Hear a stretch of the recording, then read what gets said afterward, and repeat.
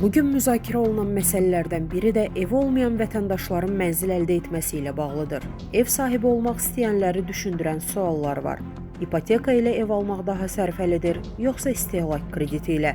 Bildirilir ki, ipoteka daha uzun müddətli və aşağı faizli olsa da, müraciət və sənədləşmə prosedurları əksər hallarda çətindir. Vətəndaş üçün çıxış yolu nədir?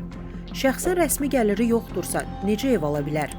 Qlobal Infoza danışan iqtisadçı Emin Qəriplinin sözlərinə görə rəsmi gəlir olmadan da ev əldə etmək mümkündür. Stat: Əslində vətəndaş rəsmi gəliri olmadan da ev ala bilər. Bunun üçün istehlak kreditindən istifadə etmək mümkündür. Bəzi banklarda xüsusi proqramlar üzrə istehlak kreditləri daha sərfəli olur. Lakin istehlak krediti verilən zamanda ev almaq istəyən vətəndaşa şərtlər qoyulur. Məsələn, gəlir mütləq yaxşı olmalıdır. İstehlak kreditini gəliri olmayan vətəndaşa verə bilməzlər axı.